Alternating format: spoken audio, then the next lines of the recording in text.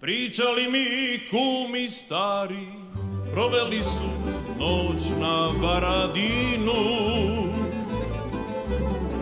Dunav širok, a Srijem rodan, do jutra im pjevo Bogdan i Anika svirao u primu. Nema više tih vremena, sve je bilo puno neke čari. Išlo se do bijele lađe i jutro je bilo slađe, kad zasvira tuca i večari. Žurilo se, nikom nije, svud pomalo moralo se stati. U županji, u taverni, i pjesmi i gostu vjerni, tamburaši zlatni ko dukati.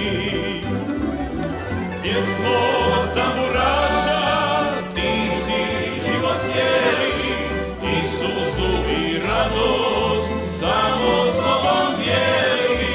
Pjesmo tamburaša, kad dani prolete, isprati me i tad kao majka dijete.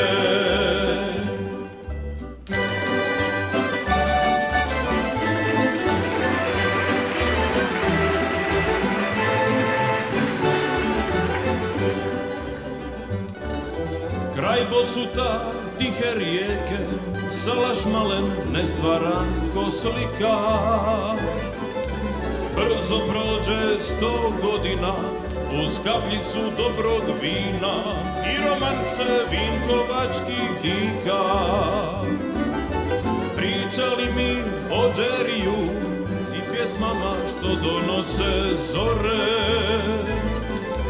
Miki, Šero, Džinks i Šuša bili su ko jedna duša, prebirajuć čardaše i hore. A ja sam tada bio mali, iz prikrajka sve sam htio čuti. Ni slutiti nisam mogo, da ću i ja svojom nogom zakoračit na te iste puti. Pjesmo tamburaša, ti si život cijeli, i suzu i radost samo s tobom dijeli. Pjesmo tamburaša, kad dani prolete, isprati me i tad kao majka dijete.